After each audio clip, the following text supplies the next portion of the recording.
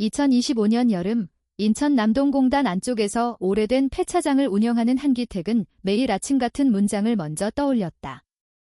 이번 달까지만 버티자. 하지만 그 문장은 더 이상 위로가 되지 않았다. 은행은 이미 마지막 독촉장을 보냈고 세금 체납 문제까지 겹치면서 폐차장은 사실상 압류 직전이었다. 인천항 근처 땅값이 오르기 시작한 뒤부터 대형 물류업체들이 남동 일대의 작은 고물업체들을 하나씩 밀어내고 있었고 기택의 폐차장도 그 흐름 속에 들어가 있었다. 30년 가까이 이어진 한성 리사이클링시라는 이름은 이제 금융서류 안에서 숫자로만 남아 있었다. 기택은 그 이름을 쉽게 포기하지 못했다.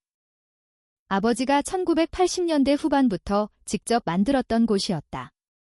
IMF 이전만 해도 인천 항만 주변에는 이런 폐차장이 많았다. 일본에서 넘어온 중고 부품, 고장난 화물차, 사고 차량, 밀수 흔적이 남은 컨테이너까지 온갖 것들이 모였다. 그 시절 폐차장은 단순한 고물상이 아니라 살아남기 위한 마지막 장소였다.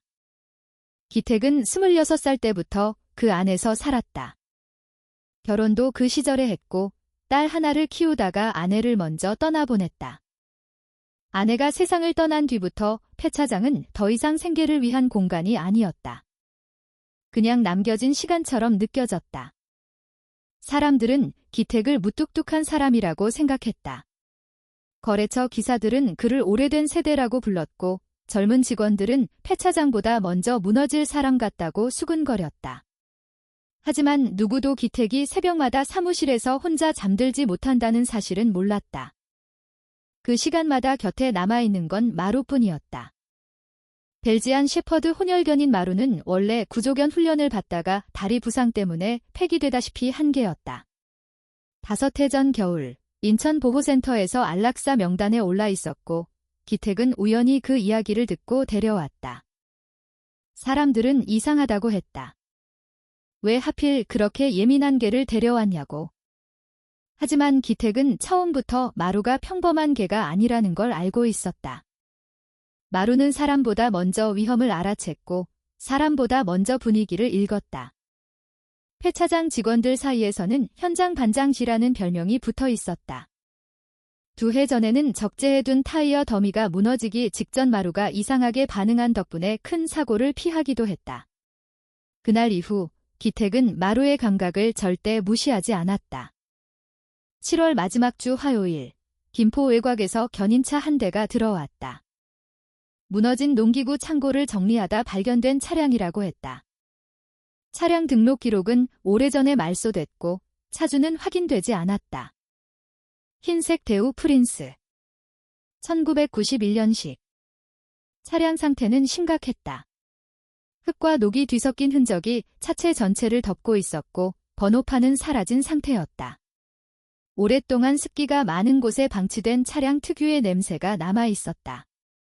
젊은 직원 도윤석은 차량을 확인한 뒤 바로 폐차 라인으로 넘기자고 말했다. 요즘 같은 상황에서 오래된 차량 하나에 시간을 쓰는 건 손해였다. 기택도 원래는 그렇게 생각했다. 그런데 이상한 건 마루였다. 아침부터 계속 폐차 라인 주변만 맴돌던 마루가 그 흰색 세단이 들어온 뒤부터 완전히 달라졌다. 평소처럼 경계하는 정도가 아니었다. 차량이 이동할 때마다 시선을 놓지 않았고 특히 트렁크 쪽에서 이상할 정도로 반응했다. 기택은 처음엔 들짐승 냄새 때문이라고 생각했다. 오래 방치된 차량에서는 종종 고양이나 쥐가 발견됐다. 실제로 폐차 직전 살아있는 동물이 튀어나오는 일도 적지 않았다. 하지만 마루는 차량 내부나 바퀴 쪽에는 관심이 없었다. 오직 뒤쪽만 보고 있었다. 점심 이후 폐차 라인이 다시 가동됐다. 유압 압축기가 움직이기 시작했고 대우 프린스는 천천히 컨베이어 위로 올라갔다. 그 순간부터 마루의 반응이 달라졌다. 직원들까지 작업을 멈출 정도였다. 계속 이어지는 낮은 울음소리 때문이었다. 마치 무언가를 경고하는 소리 같았다. 도윤석은 기택에게 그냥 진행하자고 말했다. 오늘 밀린 차량만 해도 10대가 넘었다. 하지만 기택은 쉽게 결정하지 못했다. 마루는 단 한 번도 이유 없이 저런 반응을 보인 적이 없었다. 압축기 앞까지 이동한 차량은 이미 일부 차체가 찌그러진 상태였다. 폐차 버튼만 누르면 끝이었다. 그때 마루가 갑자기 폐차 라인 철망 쪽으로 달려가기 시작했다. 직원들 얼굴이 굳었다. 마루는 철망 근처를 계속 돌며 트렁크 방향만 바라봤다. 평소 작업장 안에서는 거의 소리를 내지 않던 게였기 때문에 분위기는 더 이상해졌다. 기택은 결국 기계를 멈췄다. 라인 전체가 멈추자 직원들 사이에서 한숨이 나왔다. 요즘 기름값도 부담인데 이런 식으로 작업이 끊기면 손해가 컸다. 기택은 차량을 흔들어 보게 했다. 혹시 안에 살아있는 동물이 있으면 튀어나올 수도 있었다. 하지만 아무것도 나오지 않았다. 대신 이상한 소리가 들렸다. 아주 작고 희미한 전자음이었다. 처음에는 기택도 착각이라고 생각했다. 오래된 차량 내부 배선이 남아있으면 간혹 이상한 잡음이 생기기도 했다. 하지만 이건 달랐다. 소리가 일정했다.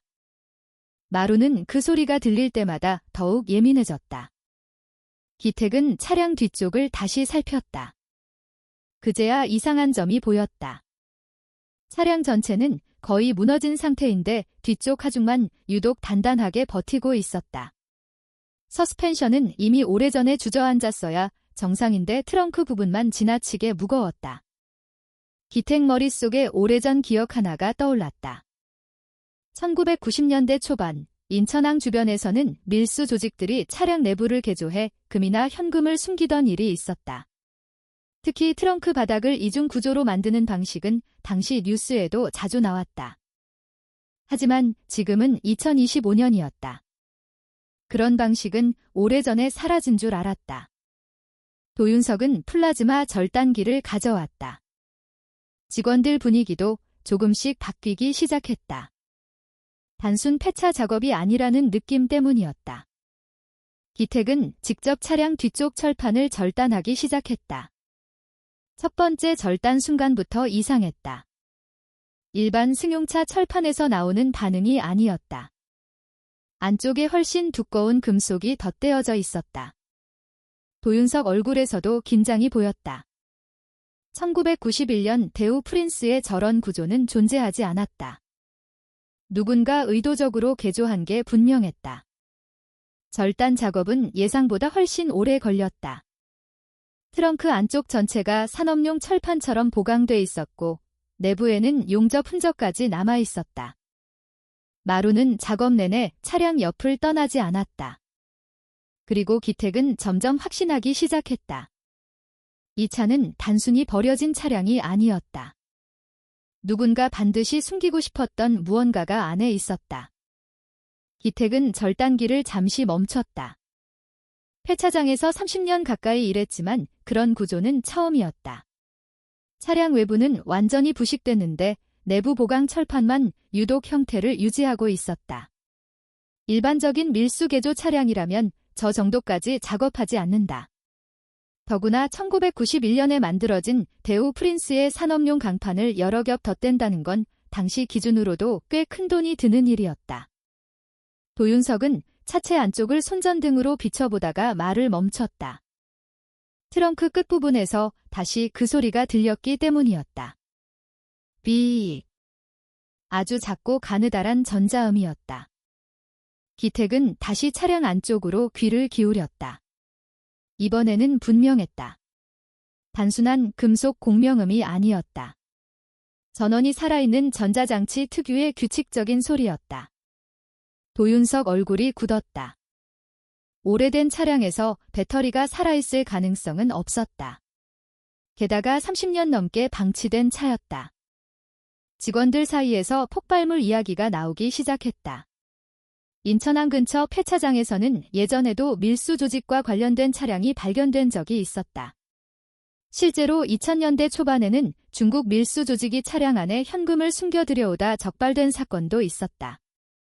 기택은 직원들을 뒤로 물렸다. 평소 같으면 경찰부터 불렀겠지만 이상하게도 바로 신고할 생각이 들지 않았다. 무언가가 머릿속에서 계속 걸렸다. 차량 상태였다. 겉모습만 보면 오래된 폐차인데 내부 구조는 지나치게 치밀했다. 누군가는 이 차를 단순 운송수단이 아니라 숨기는 공간으로 만들었다. 그리고 그 숨김은 임시방편 수준이 아니었다. 거의 영구 보관을 전제로 만든 느낌이었다. 마루는 여전히 트렁크 근처에서 떠나지 않았다. 다른 직원들도 점점 불안해졌다. 폐차장 분위기가 이상해질 때마다 사람들은 본능적으로 일을 줄인다. 괜히 엮이고 싶지 않기 때문이다. 기택은 결국 남은 작업을 모두 중단시켰다. 오늘 처리 예정이던 차량들은 그대로 밀렸다. 직원들 표정에는 불만도 있었지만 누구 하나 크게 반발하지 못했다. 다들 지금 상황이 평범하지 않다는 걸 느끼고 있었다. 기택은 도윤석에게 산소 절단 장비와 추가 절단날을 가져오라고 했다. 그리고 트렁크 내부 보강판을 더 깊게 잘라내기 시작했다. 안쪽 구조는 예상보다 훨씬 복잡했다. 철판 뒤에 다시 철판이 있었고 그 안쪽에는 두꺼운 용접 프레임까지 연결돼 있었다. 마치 작은 금고를 차량 내부에 통째로 박아 넣은 느낌이었다. 시간이 갈수록 기택 머릿속에는 오래전 뉴스들이 떠올랐다. 1990년대 초 부산과 인천에서는 조직폭력배와 항만 물류업체가 얽힌 불법 자금 사건들이 많았다. 특히 일본 엔화와 금괴 밀반입 사건은 그 시절 뉴스 사회면 단골이었다. 당시 범죄 조직들은 현금을 은닉하기 위해 차량 개조를 자주 사용했다. 하지만 그런 조직 차량이라면 왜 지금까지 발견되지 않았을까? 왜 하필 김포 외곽의 무너진 창고 안에 있었을까? 그리고 무엇보다 왜 지금까지 전자장치가 살아 있었을까? 기택은 절단 작업을 계속했다. 금속 안쪽에서 묵직한 울림이 전해졌다. 그 순간 도윤석이 갑자기 말을 꺼냈다. 혹시 안에 사람이 있었던 거 아니냐는 이야기였다. 그 말이 나오자 주변 공기가 달라졌다. 직원 중 한 명은 바로 담배를 끄고 뒤로 물러났다. 또 다른 직원은 경찰에 신고해야 하는 거 아니냐고 물었다. 기택도 잠시 손을 멈췄다. 그 가능성을 생각하지 않은 건 아니었다. 오래된 실종 사건이나 조직폭력배 암매장 이야기들은 한국 사회에서 완전히 낯선 일이 아니었다. 특히 90년대 항만 조직 범죄와 연결되면 충분히 가능한 일이었다. 하지만 이상하게도 기택은 시신보다는 다른 무언가를 직감하고 있었다. 마루 때문이었다. 마루는 죽은 냄새를 맡을 때와 다른 반응을 보이고 있었다. 긴장과 불안은 있었지만 공포는 아니었다. 오히려 무언가를 찾아내려는 집중에 가까웠다. 절단 작업은 거의 1시간을 넘겼다. 마침내 내부 고정 프레임 일부가 끊어졌고 안쪽 철판 사이에 틈이 생겼다. 그 순간 전자음이 훨씬 또렷하게 들리기 시작했다. 삐익, 삐익. 도윤석 얼굴이 하얗게 질렸다. 기택도 심장이 무겁게 내려앉는 느낌을 받았다. 무언가 살아있는 시스템이 안에 있었다.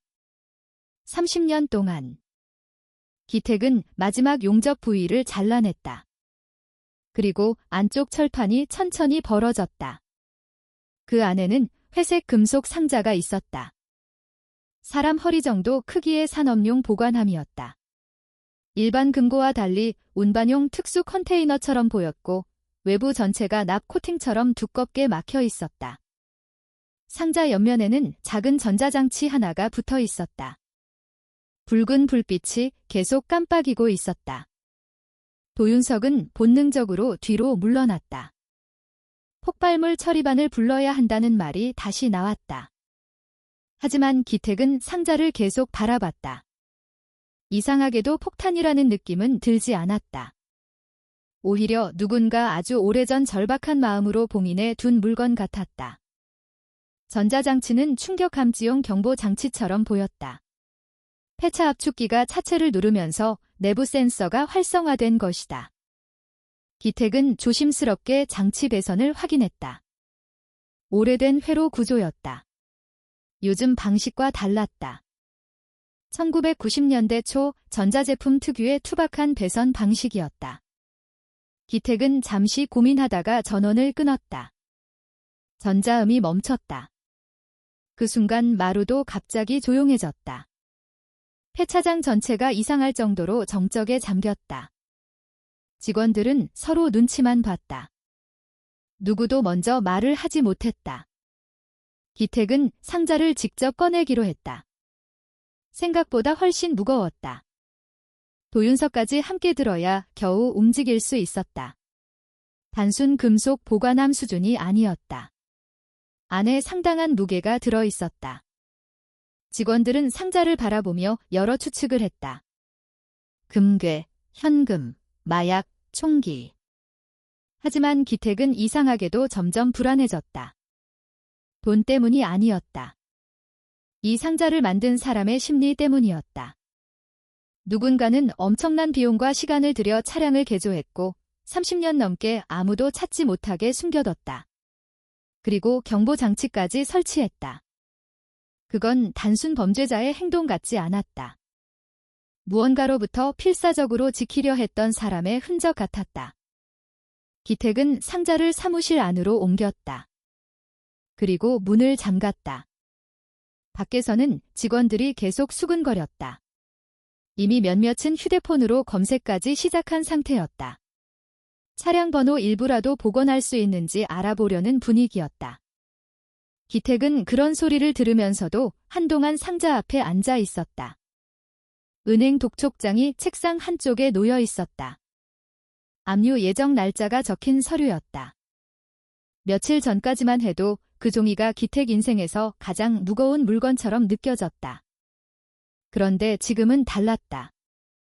눈앞 금속 상자가 모든 흐름을 바꿔버리고 있었다. 마루는 책상 아래에 조용히 자리 잡고 있었다. 기택은 담배를 꺼냈다가 다시 집어넣었다. 손끝 감각이 이상할 정도로 예민해져 있었다. 그는 천천히 상자 표면을 살폈다. 자물쇠는 없었다. 대신 외부 전체가 용접으로 완전히 봉인돼 있었다. 다시는 열리지 않게 만들 생각이었던 것이다. 기택은 오래된 공업용 그라인더를 가져왔다. 그리고 잠시 멈췄다. 지금 여기서 상자를 열어버리면 다시 이전으로 돌아갈 수 없다는 느낌 때문이었다. 만약 안에 정말 엄청난 돈이 있다면? 혹은 아직도 누군가 찾고 있는 물건이라면? 그 순간 기택 머릿속에는 은행 압류 통지서가 떠올랐다. 폐차장을 지킬 마지막 기회일 수도 있었다. 30년 동안 아무도 찾지 않은 상자였다. 세상은 이미 이 존재를 잊었을 가능성이 컸다. 하지만 이상하게도 기택은 선뜻 절단기를 올리지 못했다. 마루가 다시 천천히 상자를 바라보기 시작했기 때문이었다. 기택은 결국 그라인더 전원을 켰다. 사무실 안에 금속 마찰음이 울리기 시작했다. 오래된 산업용 상자는 예상보다 훨씬 단단했다. 외부 용접선만 끊어내도 시간이 오래 걸렸다. 일반 보관함 수준이 아니라 사실상 밀폐 금고에 가까웠다. 기택은 작업을 하면서도 계속 머릿속 계산을 멈추지 못했다. 은행 압류까지 남은 시간은 23날. 밀린 세금과 대출이자, 직원 월급까지 합치면 당장 필요한 돈만 수천만 원이었다. 요즘 같은 시대에 폐차장으로 돈을 버는 건 쉽지 않았다. 대기업 재활용 업체들은 자동화 설비를 들여왔고 작은 업체들은 점점 밀려났다. 인천항 주변 오래된 폐차장 대부분은 이미 물류창고나 공장 부지로 바뀌었다. 기택도 알고 있었다. 자신은 시대 흐름에서 밀려난 사람이라는 걸. 그런데 지금 눈앞 상자 하나가 모든 걸 바꿀 수도 있었다. 도윤석은 밖에서 직원들 입단속을 하고 있었다. 경찰 이야기를 꺼내는 사람도 있었지만 아직 누구도 신고하지 않았다. 모두 궁금했던 것이다. 30년 동안 숨겨진 상자 안에 뭐가 들어있는지. 절단 작업은 거의 30분 넘게 이어졌다. 마침내 마지막 용접 부위가 갈라졌고 상자 뚜껑이 아주 조금 움직였다. 기택은 그라인더를 내려놓았다. 손끝이 묘하게 떨렸다. 기대 때문인지 불안 때문인지 본인도 알 수 없었다. 마루는 책상 아래에서 조용히 상자만 바라보고 있었다. 처음 트렁크에서 들리던 불안한 반응과 달리 지금은 오히려 기다리는 분위기에 가까웠다. 기택은 천천히 뚜껑을 열었다. 안쪽에는 검은색 방수천이 덮여 있었다. 기택은 잠시 숨을 멈췄다. 현금 냄새도 아니고 화약 냄새도 아니었다. 오래된 금속과 종이 냄새가 섞인 이상한 공기가 느껴졌다. 방수천을 걷어내는 순간 도윤석까지 말문을 잃었다. 상자 안 첫 번째 칸에는 금괴가 들어있었다. 작은 골드바 수준이 아니었다. 은행 거래용 대형 금괴였다. 표면에는 스위스 제조각인과 1988년 생산 번호가 남아있었다. 기택은 한동안 아무 말도 하지 못했다. 폐차장에서 일하면서 금은 여러 번 봤다. 사고 차량 안에 숨겨진 귀금속도 있었고 밀수 흔적이 남은 물건도 있었다. 하지만 이런 규모는 처음이었다.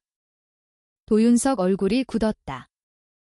그는 거의 본능적으로 사무실 문부터 확인했다. 기택은 금괴 하나를 조심스럽게 들어 올렸다. 생각보다 훨씬 무거웠다. 그 순간 현실감이 이상하게 사라졌다. 이 금괴 하나 가격만으로도 폐차장 빚을 전부 갚고 남는다는 계산이 바로 떠올랐다. 아니, 어쩌면 폐차장을 통째로 새로 만들 수도 있었다. 하지만 상자 안에는 금만 있는 게 아니었다. 옆칸에는 방수비닐로 밀봉된 서류 뭉치가 들어있었다. 기택은 조심스럽게 꺼냈다. 오래된 국제 채권들이었다. 1990년대 초 발행된 해외 무기명 채권이었다. 일본과 홍콩 금융기관 도장이 찍혀 있었고 액면가만 해도 엄청난 수준이었다. 도윤석은 말을 잃었다. 기택도 마찬가지였다. 금괴와 채권을 합치면 개인이 평생 만질 수 없는 돈이었다. 그런데도 기택 시선은 마지막 남은 물건으로 향했다. 지퍼백 안에 보관된 사진 한 장과 편지였다. 사진은 오래된 즉석 카메라 사진이었다. 젊은 남자가 갓난아기를 안고 있었다. 남자는 웃고 있었지만 표정 어딘가에는 극심한 불안이 남아 있었다. 기택은 편지를 열었다. 날짜는 1991년 11월이었다. 편지 첫 문장을 읽는 순간 사무실 분위기가 완전히 달라졌다. 이 편지를 읽는 사람이 있다면 나는 이미 죽었을 가능성이 높습니다. 기택은 끝까지 천천히 읽어 내려갔다. 편지 작성자는 차무현이라는 남자였다. 부산 항만물류회사 회계 담당자였다고 적혀 있었다. 그리고 곧 이어지는 내용은 예상보다 훨씬 심각했다. 1990년대 초 부산 항만을 중심으로 운영되던 불법 자금 세탁 조직 이야기였다. 일본과 홍콩을 거쳐 들어오는 검은 돈, 정치권 연결, 운송회사 위장 계좌. 무현은 그 조직 자금을 관리하다 내부 구조를 알게 됐고 결국 조직이 숨겨둔 비상 자금을 빼돌렸다고 적었다. 하지만 그 돈은 단순한 욕심 때문이 아니었다. 편지 대부분은 딸 이야기였다. 무현은 자신이 이미 조직에게 발각됐고 오래 살 수 없다는 걸 알고 있었다. 그래서 어린 딸을 살리기 위해 가짜 이름으로 대전 아동보호시설에 맡겼다고 적었다. 딸 이름은 서혜린. 시설에는 다른 이름으로 등록해 두었다고 했다. 그리고 언젠가 상황이 끝나면 다시 돌아오려 했지만 만약 실패한다면 이 돈과 기록을 딸에게 전해달라고 남겼다. 편지 마지막 문장은 짧았다. 나는 아이를 버린 게 아닙니다. 사무실 안이 조용해졌다. 도윤석은 아무 말도 하지 못했다. 기택 역시 편지를 내려놓은 채 오래 움직이지 않았다. 처음 금괴를 봤을 때 느꼈던 흥분은 이미 사라져 있었다. 대신 묘한 압박감이 밀려왔다. 이건 단순히 숨겨진 재산이 아니었다. 누군가 마지막까지 지키려 했던 흔적이었다. 기택은 다시 사진을 바라봤다. 갓난아기를 안고 있는 남자의 표정이 이상하게 머릿속에 남았다. 극도로 쫓기던 사람 특유의 불안감. 기택은 오래전 아내가 병원에 실려갔던 날을 떠올렸다. 아무것도 설명할 수 없었던 그 무력한 시간. 사람은 정말 마지막 순간이 오면 얼굴 분위기 자체가 달라진다. 사진 속 남자도 그랬다. 도윤석은 조심스럽게 물었다. 이걸 경찰에 넘겨야 하는 거 아니냐고. 기택은 바로 대답하지 못했다.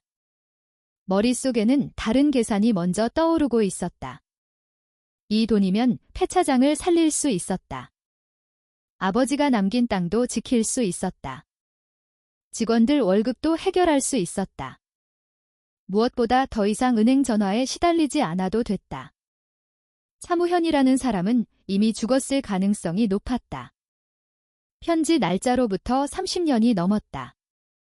딸 역시 지금 어디서 어떻게 사는지 알 수 없었다. 어쩌면 이미 세상을 떠났을 수도 있었다. 기택은 잠시 눈을 감았다. 그리고 아주 위험한 생각 하나가 머릿속에 스쳐 지나갔다. 아무도 모르게 처리할 수도 있다는 생각이었다. 폐차장에서 나온 물건이었다. 발견 사실을 숨긴다고 해서 누가 알 가능성도 거의 없었다. 도윤석도 쉽게 입을 열 사람은 아니었다.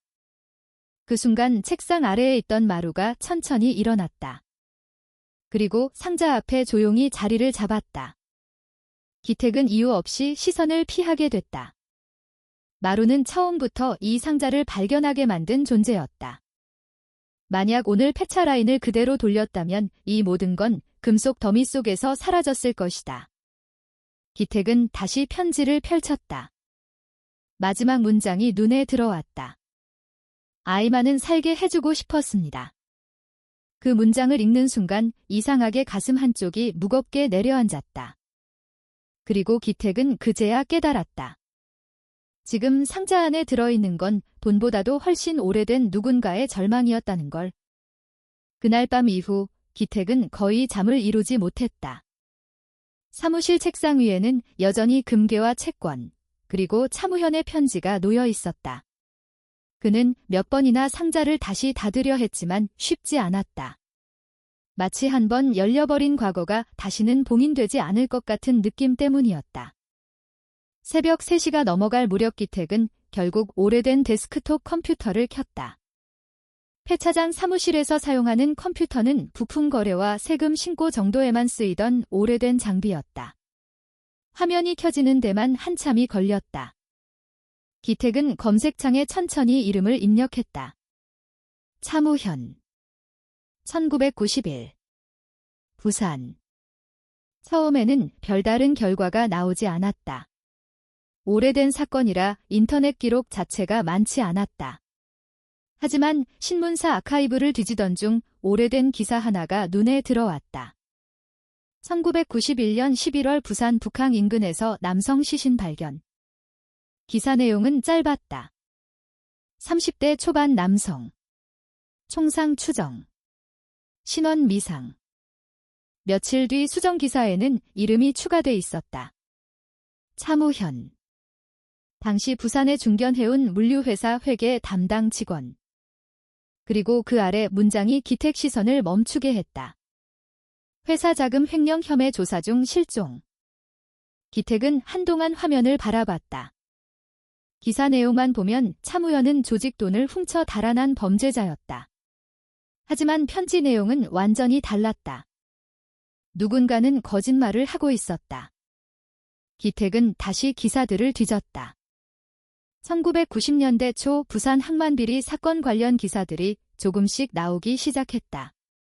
당시 일본 자금 세탁 조직과 부산 항만 세력이 연결돼 있었다는 의혹, 정치권 로비, 사라진 비자금.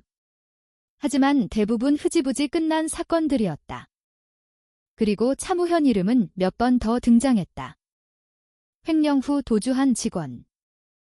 조직 자금을 빼돌린 내부자. 그게 공식 기록이었다. 기택은 편지를 다시 읽었다. 문장 곳곳에 급하게 눌러 쓴 흔적이 남아 있었다. 종이 끝부분에는 번진 자국도 있었다. 그건 거짓말을 꾸며내는 사람이 쓰는 글 같지 않았다. 오히려 죽기 직전 사람 특유의 절박함에 가까웠다. 기택은 다음으로 대전 아동보호시설 기록을 찾기 시작했다. 문제는 1990년대 시설 자료 대부분이 온라인에 없다는 점이었다.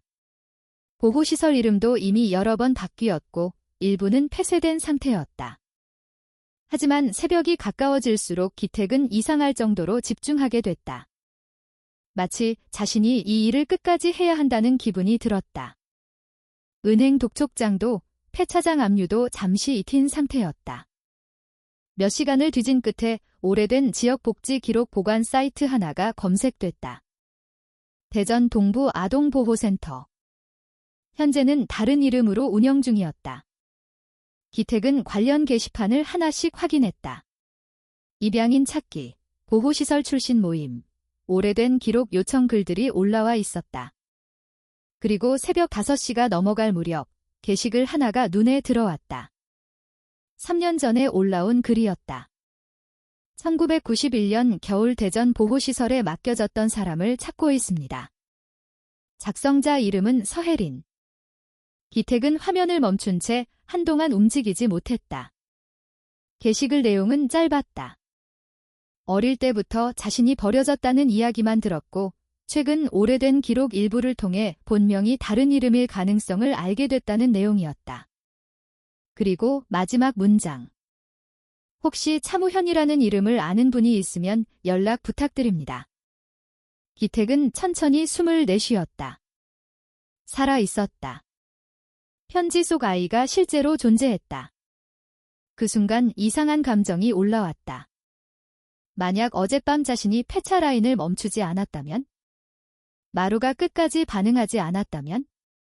차무현이 남긴 모든 건 압축기 안에서 그대로 사라졌을 것이다. 기택은 게시글에 남겨진 이메일 주소를 확인했다. 하지만 바로 연락하지는 못했다. 무슨 말을 해야 할지 떠오르지 않았기 때문이다. 당신 아버지가 남긴 금괴를 발견했다고? 30년 전 죽은 사람의 편지를 가지고 있다고? 그건 너무 비현실적인 이야기였다. 기택은 대신 이름을 다시 검색했다. 서혜린. 생각보다 정보가 많지 않았다.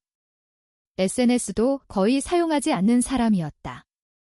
다만 오래된 지역 생활 정보 게시판과 행정기록 일부가 검색됐다. 경기도 평택. 몇 년 전 이혼 기록이 있었고 현재는 작은 식당 관련 사업자 등록 정보 하나가 남아 있었다. 동네 백반집이었다. 기택은 모니터를 바라보다가 천천히 의자에 등을 기댔다. 편지 속 아이는 지금 40을 넘긴 여성이 되어 있었다. 그리고 여전히 자신이 왜 버려졌는지 모른 채 살고 있었다. 사무실 바닥에 누워있던 마루가 조용히 고개를 들었다. 기택은 한참 동안 아무 말도 하지 못했다. 머릿속에서는 계속 현실적인 계산이 반복됐다. 금괴 하나만 처리해도 폐차장은 살릴 수 있었다. 채권까지 정리하면 남은 인생 걱정 없이 살 수도 있었다. 누구도 그 사실을 모른다. 차무현은 죽었다. 사건도 오래전에 끝났다. 서혜린이라는 여자도 어쩌면 진실보다 평범한 삶을 원하는 사람일 수 있다. 기택은 잠시 휴대폰을 들었다. 인천에 있는 귀금속 업자 번호가 떠올랐다. 예전 밀수 사건 때 알게 된 사람이었다. 질문하지 않는 걸로 유명한 사람이었다. 전화 연결만 하면 상황은 끝날 수 있었다. 기택 손가락이 통화 버튼 위에서 멈췄다. 그리고 바로 그 순간 책상 위 사진이 눈에 들어왔다. 갓난아기를 안고 있던 차무현의 얼굴. 기택은 오래전 병원 중환자실에서 마지막까지 딸 사진을 바라보던 아내 얼굴이 떠올랐다. 사람은 정말 끝이 가까워질수록 가장 소중한 것만 남는다. 차무현도 그랬던 것이다. 돈이 아니라 아이를 남기고 싶었던 사람. 기택은 결국 전화를 끊었다. 그리고 편지를 다시 접어 지퍼백 안에 넣었다. 그때 밖에서 직원들 출근 소리가 들리기 시작했다. 아침이었다. 도윤석은 사무실로 들어오자마자 기택 표정을 살폈다. 밤새 잠을 못 잔 얼굴이었다. 도윤석 역시 불안해 보였다. 뉴스라도 터지면 폐차장 자체가 문제될 수도 있었다. 하지만 기택은 예상과 다른 말을 꺼냈다. 오늘 평택에 다녀오겠다고 했다. 도윤석은 바로 이해하지 못했다. 기택은 편지를 조용히 내밀었다. 도윤석은 끝까지 읽은 뒤 아무 말도 하지 못했다. 사무실 안공기가 무겁게 가라앉았다. 한참 뒤 도윤석이 조심스럽게 물었다.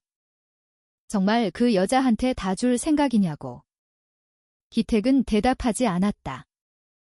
솔직히 자신도 확신하지 못했다. 돈 앞에서 사람 마음은 쉽게 변한다. 특히 평생 가난하게 살아온 사람이라면 더 그렇다. 기택은 스스로를 착한 사람이라고 생각해 본 적이 없었다. 그저 버티며 살아온 사람이었다. 하지만 이상하게도 지금 이 일을 외면하면 평생 잠들지 못할 것 같은 기분이 들었다. 그날 오전, 기택은 금괴와 채권이 들어있는 상자를 천으로 덮어 트럭에 실었다. 마루도 평소처럼 조용히 차에 올라탔다. 폐차장을 나서기 직전 기택은 사무실 책상 위 압류 통지서를 마지막으로 바라봤다. 며칠 뒤면 모든 걸 잃을 수도 있었다. 그런데도 이상하게 지금은 그 종이가 전보다 덜 무섭게 느껴졌다. 평택까지는 2시간 넘게 걸렸다. 운전하는 동안 기택 머릿속에는 한 가지 생각만 반복됐다. 30년 동안 아무도 찾아오지 않았던 진실이 이제 막 움직이기 시작했다는 생각이었다. 평택에 도착했을 때는 이미 저녁 시간이 가까워지고 있었다. 기택은 차를 세운 뒤에도 한동안 내리지 못했다. 트럭 뒤편에는 30년 동안 숨겨져 있던 금괴와 채권이 실려 있었다. 누군가 평생 가져보지도 못할 돈이었다. 그런데 지금 기택 머릿속을 가장 무겁게 누르는 건 돈이 아니라 처음 만나게 될 한 여자였다. 서혜린. 차무현이 마지막 순간까지 살리고 싶어 했던 아이. 기택은 주소를 다시 확인했다. 오래된 다세대 주택과 소규모 상가들이 섞인 동네였다. 검색 기록에 나오던 백반집 간판도 근처에 있었다. 가게 규모는 작았다. 근처 산업단지 노동자들이 주로 오는 곳처럼 보였다. 저녁 장사 준비 때문인지 안에서는 정신없는 분위기가 이어지고 있었다. 기택은 쉽게 들어가지 못했다. 무슨 말을 해야 할지 여전히 정리되지 않았기 때문이다. 당신 아버지 유품을 찾았습니다. 그 말 한마디로 누군가 인생 전체를 뒤흔들 수도 있었다. 마루는 조용히 기택 곁에 앉아 있었다. 기택은 결국 가게 문을 열었다. 안쪽에는 손님 몇 명이 늦은 식사를 하고 있었다. 주방과 홀을 동시에 오가는 직원 한 명이 가장 먼저 눈에 들어왔다. 서혜린이었다. 기택은 사진 속 아기 얼굴과 닮은 점을 바로 알아봤다. 특히 눈매가 그랬다. 사진 속 차무현과 똑같은 분위기가 남아 있었다. 혜린은 처음 보는 중년 남자와 걔를 잠깐 이상하게 바라봤지만 금방 시선을 돌렸다. 이런 동네 식당에는 하루에도 여러 종류의 손님이 들어왔다. 기택은 한동안 말을 꺼내지 못했다. 혜린 얼굴에는 피곤함이 그대로 남아 있었다. 오래 일한 사람 특유의 무너진 생활 리듬이 보였다. 계산대 옆에는 초등학생 정도 되어 보이는 남자아이 가방도 놓여 있었다. 기택은 괜히 마음이 더 무거워졌다. 차무현이 지키려 했던 아이는 이제 누군가의 엄마가 되어 있었다. 손님이 빠질 때까지 기다린 뒤 기택은 조용히 혜린 이름을 불렀다. 혜린은 처음엔 경계하는 눈빛이었다. 기택 옷차림도 그렇고 분위기도 평범한 손님과는 달랐다. 인천 폐차장에서 막 올라온 작업복 냄새까지 그대로 남아있었기 때문이다. 혜린은 혹시 채권 추심이라도 온 줄 아는 표정이었다. 기택은 잠시 망설이다 주머니 안 사진을 꺼냈다. 그리고 아무 말 없이 테이블 위에 올려놨다. 혜린 얼굴이 순간 굳었다. 시선이 사진에 멈춘 채 움직이지 않았다. 아기를 안고 있는 젊은 남자 사진. 해리는 아주 천천히 사진을 집어들었다. 그리고 한동안 아무 말도 하지 못했다. 기택은 그 표정만으로 이미 확신할 수 있었다. 해린 역시 평생 그 얼굴을 찾고 있었다는 걸? 해리는 떨리는 목소리로 사진을 어디서 가져왔냐고 물었다. 기택은 바로 대답하지 못했다. 대신 차무현이라는 이름을 조용히 말했다. 그 순간 해린 눈빛이 완전히 달라졌다. 기택은 그 이름이 해린 인생에서 얼마나 오래 비어있던 자리였는지 느낄 수 있었다. 해리는 주변 직원들을 잠시 안쪽으로 들여보낸 뒤 자리에 앉았다. 그리고 기택에게 처음으로 제대로 된 질문을 했다. 자신 아버지를 아냐고. 기택은 고개를 저었다. 직접 아는 사이는 아니라고 했다. 대신 며칠 전 폐차장에서 오래된 차량 하나를 발견했고 그 안에서 이 사진과 편지를 찾았다고 설명했다. 해리는 처음에는 믿지 못하는 표정이었다. 당연한 반응이었다. 30년 동안 아무 소식도 없던 사람이 갑자기 나타나 아버지 이야기를 꺼내는 상황 자체가 현실감 없는 일이었다. 기택은 준비해 온 지퍼백을 꺼냈다. 차무현 편지였다. 해리는 편지를 받는 순간부터 이미 손끝이 흔들리고 있었다. 그리고 첫 문장을 읽자마자 눈빛이 무너졌다. 기택은 일부러 말을 하지 않았다. 해리는 끝까지 천천히 읽어 내려갔다. 식당 안쪽에서는 여전히 설거지 소리와 주문 소리가 들렸지만 해리는 완전히 다른 시간 안에 들어간 사람처럼 보였다. 편지를 읽는 동안 해린 표정은 계속 바뀌었다. 당황, 의심, 충격, 혼란. 그리고 마지막에는 오랫동안 눌려있던 무언가가 무너지는 얼굴이었다. 해리는 편지를 다 읽고도 한동안 고개를 들지 못했다. 기택은 그 침묵이 어떤 의미인지 알 것 같았다. 세상에는 설명되지 않는 상처들이 있다. 왜 버려졌는지 모른 채 살아가는 사람들. 왜 연락 한 번 없었는지 이해하지 못한 채 나이를 먹는 사람들. 해린 역시 그런 시간을 30년 넘게 견뎌온 것이다. 해리는 아주 작은 목소리로 말했다. 평생 자신이 버려진 아이라고 생각했다고. 시설에서도 입양 상담 기록에서도 부모 이야기는 거의 없었다고 했다. 어릴 때는 언젠가 부모가 찾아올 거라고 믿었지만 20살이 넘고 나서는 완전히 포기했다고 했다. 그리고 어느 순간부터는 부모 이야기를 꺼내는 것 자체를 멈췄다고 했다. 기택은 아무 말도 하지 못했다. 해리는 다시 사진을 바라봤다. 사진 속 차무현은 젊었다. 그리고 딸을 바라보는 눈빛만큼은 거짓처럼 보이지 않았다. 그 사실이 해린을 더 무너뜨리고 있었다. 만약 정말 사랑받고 있었다면 왜 돌아오지 않았는지.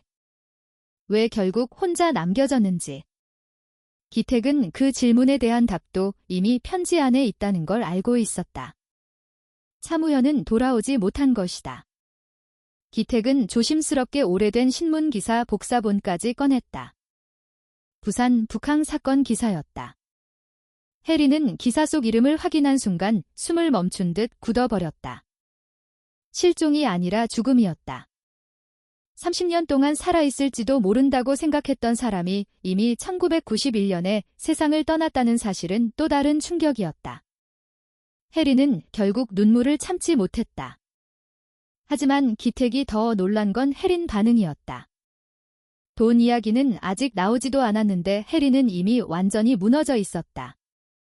그건 상속받을 사람의 반응이 아니라 평생 비어있던 구멍 하나가 갑자기 메워진 사람의 얼굴에 가까웠다. 해리는 계속 같은 말을 반복했다. 버린 게 아니었다고. 정말 버린 게 아니었다고. 기택은 가슴 한쪽이 먹먹해졌다. 아내를 잃고 난 뒤 기택 역시 비슷한 시간을 겪었다. 설명 없는 상실은 사람을 오래 망가뜨린다. 그 순간 기택은 더 이상 이 일을 숨길 수 없다는 걸 깨달았다. 그리고 결국 마지막 이야기를 꺼냈다. 차 안에는 편지 말고도 다른 것들이 있었다고. 해리는 처음에는 무슨 뜻인지 이해하지 못했다.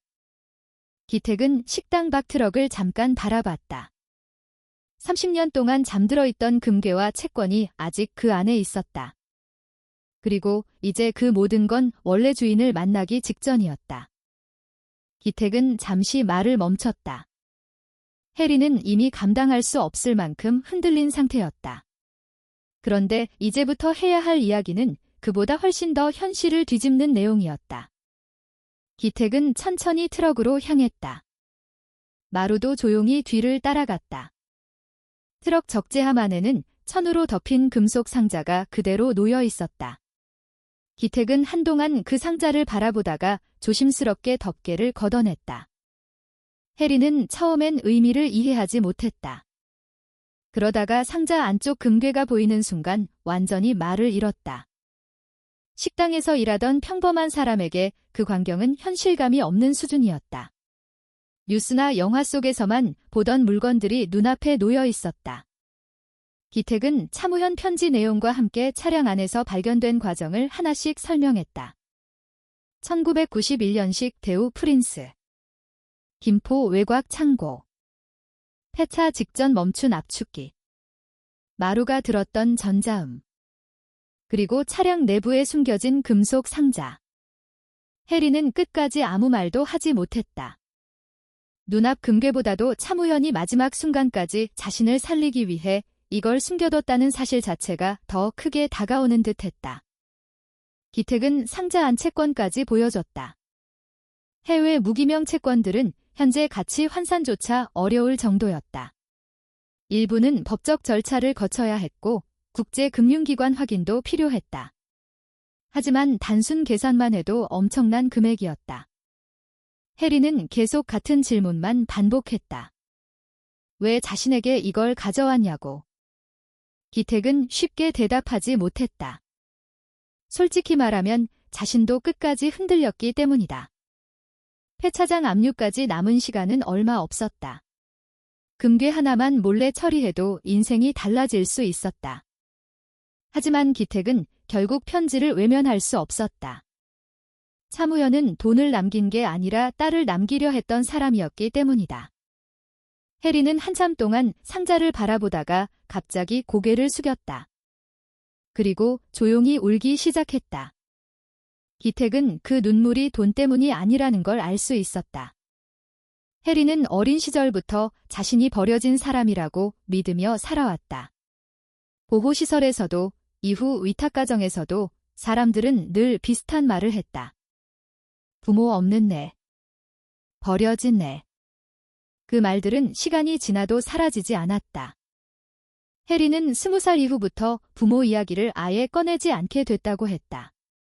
누군가 가족 이야기를 시작하면 자연스럽게 자리를 피했고 주민등록등본에 혼자 남아있는 이름을 보는 것도 싫어졌다고 했다. 결혼 생활 역시 오래 버티지 못했다. 전 남편은 해린의 불안과 집착을 이해하지 못했다. 해린 스스로도 왜 늘 버려질 것 같은 기분에서 벗어나지 못하는지 설명할 수 없었다. 그런데 지금 모든 원인이 한꺼번에 드러나고 있었다. 차무현은 도망간 게 아니었다. 딸을 버린 것도 아니었다. 살리려고 했던 것이다. 해리는 편지를 가슴 쪽으로 꼭 끌어안은 채 오랫동안 말을 잇지 못했다. 기택은 그 모습을 보며 이상한 감정을 느꼈다. 30년 동안 누군가의 인생을 짓눌렀던 오해가 지금 이 순간 조금씩 풀리고 있었다. 그때 식당 안쪽에서 어린 남자아이가 나왔다. 해린 아들이었다. 아이 이름은 민준이었다. 초등학교 4학년이라고 했다. 민준은 낯선 사람보다 먼저 마루에게 관심을 보였다. 마루는 처음 보는 아이에게도 이상할 정도로 차분했다. 해리는 급하게 눈물을 닦으려 했지만 이미 늦은 상태였다. 민준은 엄마 얼굴을 보더니 무슨 일 있냐고 물었다. 해리는 바로 대답하지 못했다. 기택은 그 순간 차무현이 왜 끝까지 아이를 지키려 했는지 조금 이해할 수 있을 것 같았다. 부모는 결국 자기 인생보다 아이 삶을 먼저 생각하게 되는 존재였다. 민주는 잠시 뒤 다시 안으로 들어갔고 해리는 한참 뒤에야 겨우 말을 꺼냈다. 평생 누군가 자신을 찾아오길 기다렸다고 했다. 생일마다 혹시 연락이 올까 기대했고 20살이 됐을 때는 혹시 부모가 나타나지 않을까 생각했다고 했다. 하지만 시간이 지나면서 그런 기대 자체를 부끄럽게 여기게 됐다고 했다. 기택은 조용히 듣고만 있었다. 해리는 갑자기 차무현 사진을 다시 바라봤다. 그리고 아주 작은 목소리로 말했다.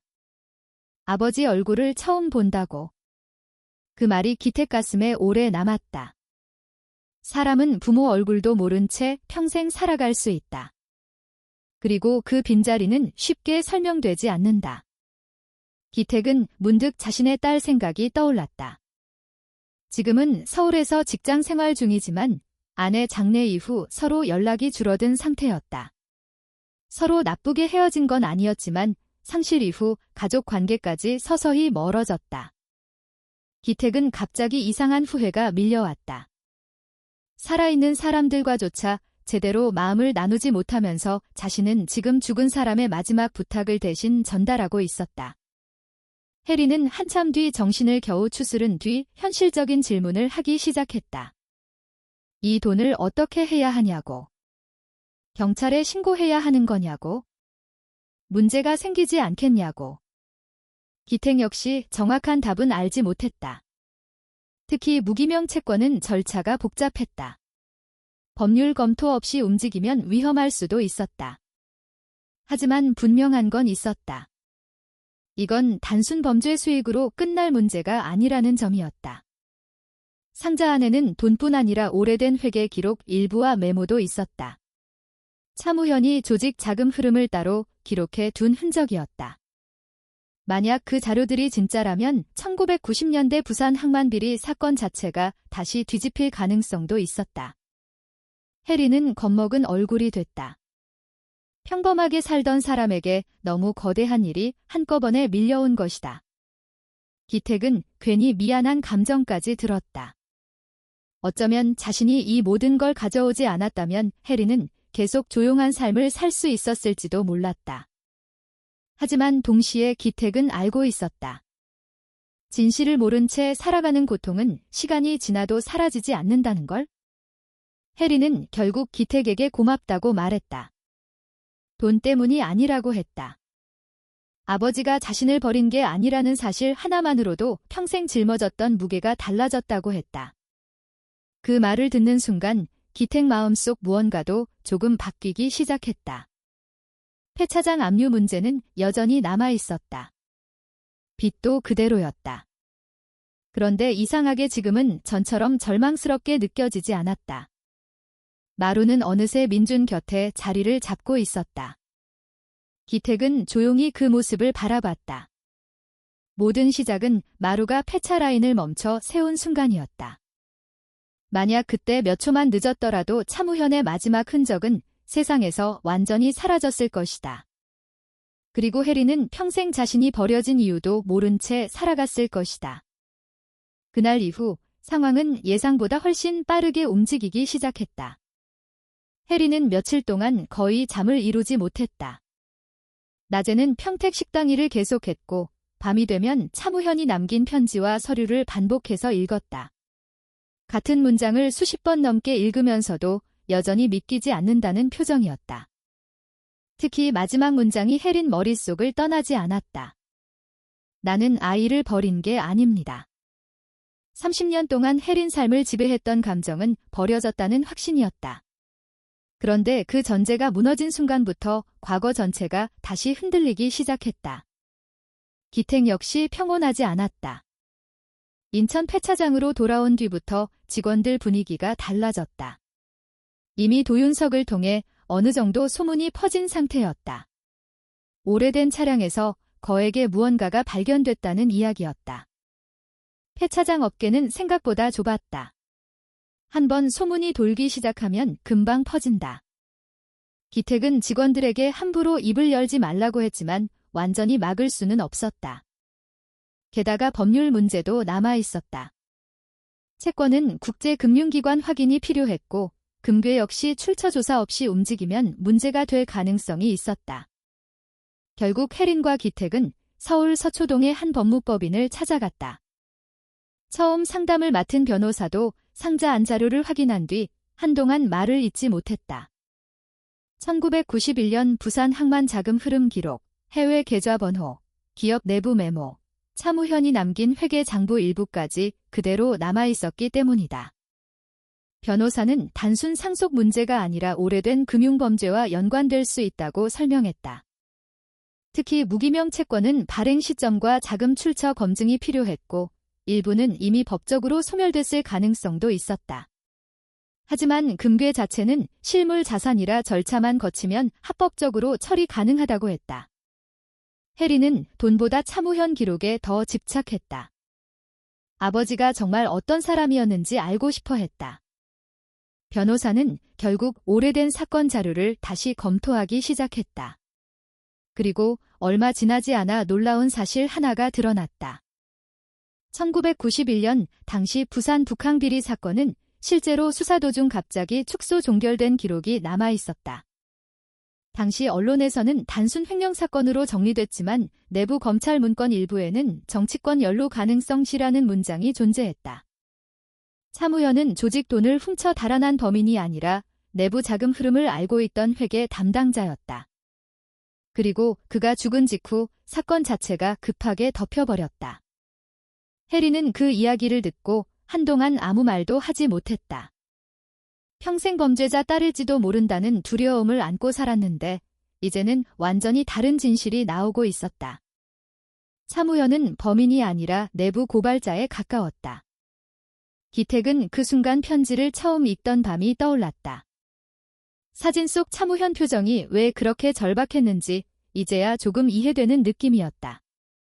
며칠 뒤 법무법인 쪽에서 공식 절차가 시작됐다. 금괴 보관 등록, 채권 검토, 오래된 금융기록 추적. 그리고 차무현 사건 역시 다시 언급되기 시작했다.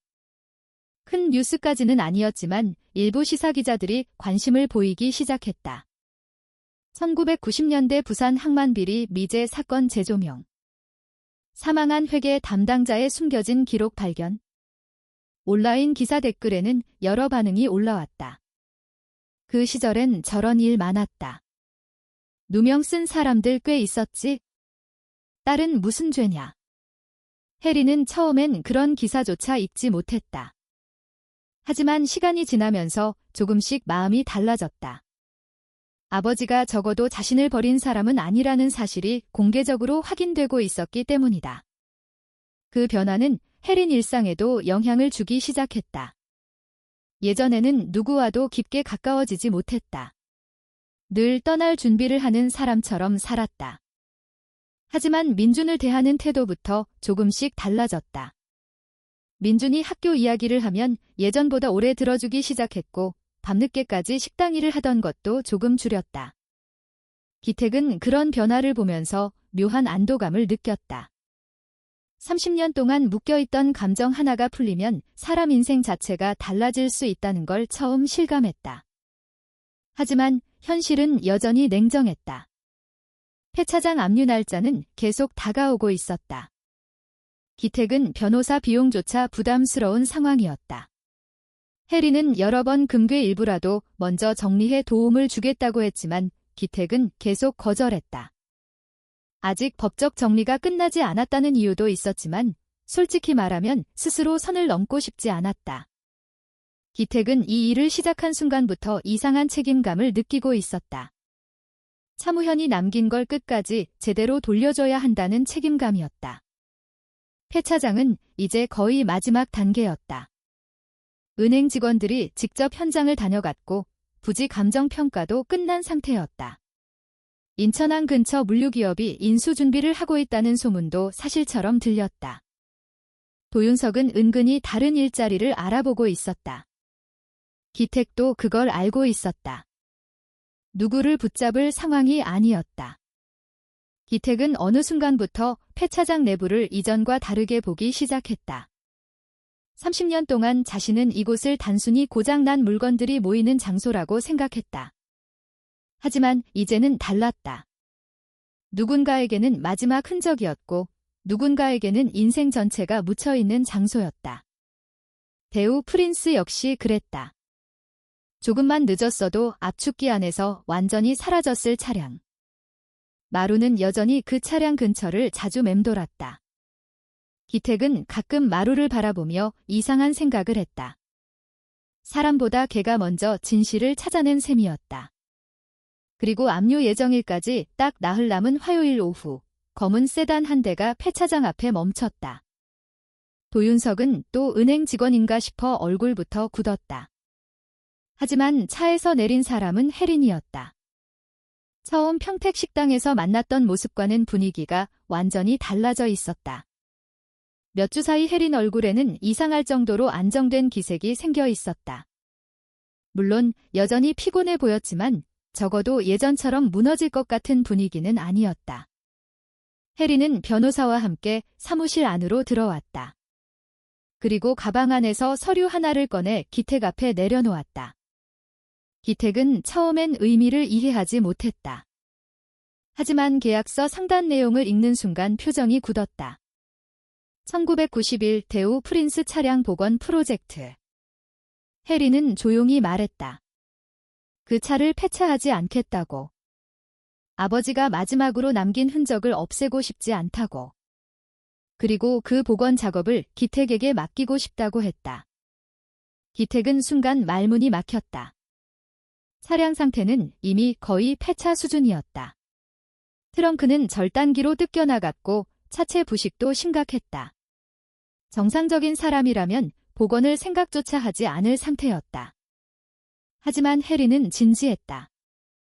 그리고 마지막으로 수표 한 장을 기택 앞으로 밀어놓았다. 계약금이었다. 금액을 확인한 순간 기택은 한동안 아무 말도 하지 못했다. 그 돈이면 폐차장 압류를 막을 수 있었다. 기택은 수표 금액을 다시 한번 확인했다. 숫자가 잘못 적힌 게 아닌가 싶을 정도였다. 폐차장 압류를 막고도 남을 금액이었다. 도윤석 역시 옆에서 말을 잃고 있었다. 며칠 전까지만 해도 정리업체 연락처를 찾아보던 사람이었기 때문이다. 기택은 한동안 수표를 내려다보다가 조용히 입을 열었다. 이건 너무 큰 돈이라고 했다. 혜린은 예상했다는 듯 담담하게 말했다. 그 돈은 보상이 아니라 계약금이라고. 그리고 자신은 정말로 그 차를 복원하고 싶다고 했다. 1991년식 대우 프린스. 사람들은 이미 폐차 더미로만 보는 차량이었다. 하지만 혜린에게 그 차는 단순한 고철이 아니었다. 아버지가 마지막까지 지키려 했던 시간이었다. 자신을 살리기 위해 모든 걸 숨겨둔 장소였다. 그리고 30년 동안 아무도 몰랐던 진실이 남아있던 공간이었다. 기택은 계약서를 다시 바라봤다. 차량 복원 작업뿐 아니라 폐차장 일부 리모델링 내용까지 포함돼 있었다. 혜린은 단순히 차 한 대를 고치는 걸 원하지 않았다. 폐차장을 바꾸고 싶어 했다. 예전처럼 무조건 부수고 압축하는 공간이 아니라 오래된 차량을 복원하고 기록하는 공간으로 남기고 싶다고 했다. 기택은 처음엔 현실성이 없다고 생각했다. 요즘 세상에 누가 오래된 국산 세단 복원에 돈을 쓰겠냐는 생각부터 들었다. 한국에서는 아직도 클래식카 문화가 일부 사람들 취미 수준에 머물러 있었다. 하지만 혜린은 생각보다 진지했다. 변호사를 통해 일부 금괴 처리 절차가 시작됐고 합법적인 범위 안에서 초기 자금 운용도 가능해진 상태였다. 무엇보다 혜린은 더 이상 과거를 숨기고 싶지 않다고 했다. 차무현 이름 역시 조금씩 다시 평가받기 시작했다. 시사 프로그램 하나에서 오래된 부산 항만비리 사건을 다루면서 차무현 이야기를 짧게 언급했고 당시 수사 축소 의혹까지 보도됐다. 완전한 재수사는 아니었지만 분위기는 달라졌다. 인터넷 기사에는 예상보다 많은 댓글이 달렸다. 저 시대에는 저렇게 희생된 사람 많았다. 딸이라도 진실 알아서 다행이다. 돈보다 아버지 명예가 더 중요했겠네. 혜린은 처음으로 그런 기사들을 끝까지 읽었다. 그리고 어느 날 기택에게 조용히 말했다. 이제야 자기 인생이 남들처럼 이어지는 느낌이 든다고. 기택은 그 말을 오래 기억하게 됐다. 사람은 결국 자기 삶의 시작을 이해해야 앞으로 걸어갈 수 있는지도 모른다는 생각이 들었다. 폐차장 압류는 결국 마지막 순간 취소됐다. 은행 직원들 태도도 완전히 달라졌다. 며칠 전까지만 해도 냉정하게 서류만 들이밀던 사람들이 이제는 사업 정상화 가능성을 이야기하기 시작했다. 기택은 그 변화를 보며 씁쓸한 기분도 들었다. 돈이라는 건 결국 사람 태도까지 바꿔버린다. 하지만 이번만큼은 그 돈이 단순 욕심 위에 세워진 게 아니라는 사실이 기택에게 중요했다. 폐차장 한쪽에는 여전히 절단된 대우 프린스가 남아있었다. 차체 상태는 심각했다. 트렁크 부분은 거의 뜯겨나간 상태였고 내부 프레임도 많이 부식돼 있었다. 도윤석은 솔직히 복원이 가능할지 모르겠다고 했다. 하지만 기택은 처음으로 포기하지 않았다. 예전 같았으면 바로 부품용 처리했을 차량이었다. 그런데 이제는 달랐다. 그 차 안에는 누군가의 절망과 사랑, 그리고 30년 동안 닿지 못했던 마음이 남아 있었다. 기택은 직접 부품 수급 목록을 정리하기 시작했다. 1990년대 대우 순정 부품은 이미 단종된 게 많았다. 중고 부품 시장과 지방 폐차장을 하나씩 뒤져야 했다. 도윤석도 어느 순간부터 복원 작업에 진심이 되어갔다. 폐차장 직원들 역시 분위기가 달라졌다. 예전에는 단순히 돈 안 되는 고철 더미로 보던 차량들을 이제는 조금 다르게 보기 시작했다. 차량마다 사연이 있다는 말을 농담처럼 꺼내는 사람까지 생겼다. 혜리는 주말마다 인천으로 올라왔다. 민준도 함께 오는 날이 많아졌다. 민준은 폐차장보다 마루를 더 좋아했다. 학교 끝나고 오면 제일 먼저 마루부터 찾았다. 기택은 그 모습을 보며 이상한 기분을 느꼈다. 몇 달 전만 해도 이 폐차장은 끝나가는 장소였다. 사람들도 떠날 준비를 했고 기택 자신도 모든 걸 정리할 생각이었다. 그런데 지금은 전혀 다른 시간이 흐르고 있었다. 어느 날 저녁, 기택은 혼자 사무실 정리를 하다가 오래된 압류 통지서를 발견했다. 구겨진 채 서랍 구석에 밀려있던 종이였다. 기택은 한참 동안 그 종이를 바라봤다. 불과 몇 주 전만 해도 저 종이 하나 때문에 숨이 막힐 정도였는데 지금은 이상하게 다른 세상 이야기처럼 느껴졌다. 기택은 결국 압류 통지서를 천천히 찢어 쓰레기통 안에 넣었다. 그리고 문득 아버지 생각이 났다. 만약 아버지가 살아있었다면 뭐라고 했을까? 아마 별말 없이 폐차장 한쪽을 둘러보다가 조용히 웃었을지도 몰랐다. 기택은 처음으로 이 공간이 단순히 먹고 살기 위한 장소만은 아니었다는 걸 인정하게 됐다. 누군가는 여기서 마지막 흔적을 남겼고 누군가는 여기서 잃어버린 삶을 다시 찾았다. 혜린 역시 조금씩 달라지고 있었다. 예전에는 항상 불안이 먼저 보이는 사람이었다. 하지만 이제는 민준 이야기를 더 자주 했고 식당 운영 계획도 이야기하기 시작했다. 무엇보다 더 이상 자신을 버려진 사람처럼 말하지 않았다. 사무현 이름도 숨기지 않게 됐다. 물론 잃어버린 30년이 완전히 사라지는 건 아니었다. 어린 시절의 상처는 쉽게 없어지지 않는다. 부모 없이 자란 시간도 되돌릴 수 없다. 하지만 혜리는 적어도 이제 이유를 알고 있었다. 누군가 자신을 포기해서 남겨진 게 아니라 끝까지 살리려 했다는 사실. 그 차이는 생각보다 훨씬 컸다.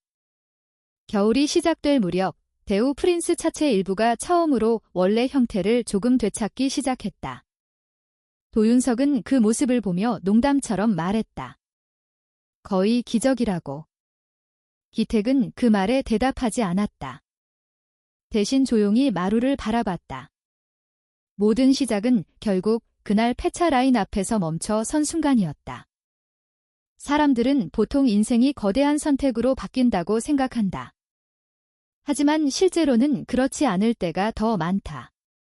누군가의 이상한 직감. 몇 초 늦어진 버튼 하나. 무심코 지나치지 않은 순간 하나. 그런 작은 일들이 사람 인생 전체를 바꾸기도 한다. 기택은 이제 폐차장 안을 걸을 때마다 예전처럼 고철만 보이지 않았다. 오래된 차량 하나에도 누군가의 시간과 기억이 남아있다는 걸 알게 됐기 때문이다. 그리고 사람 역시 마찬가지라는 생각이 들었다. 겉으로는 이미 끝난 것처럼 보여도 누군가 마음속에는 아직 사라지지 않은 진실이 남아있을 수 있다는 것. 세상에는 너무 늦게 발견되는 마음들이 있다. 하지만 늦었다고 해서 가치까지 사라지는 건 아니다. 누군가 끝까지 잊지 않고 찾아낸다면 30년이 지나도 사람은 다시 살아갈 이유를 얻을 수 있었다. 오늘도 끝까지 이야기를 함께 들어주신 여러분께 진심으로 감사드립니다.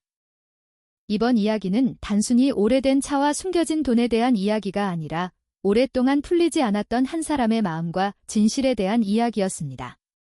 사람은 때로 너무 늦게 진실을 알게 되기도 하지만 그 늦은 진실 하나가 남은 삶을 다시 살아가게 만들기도 합니다.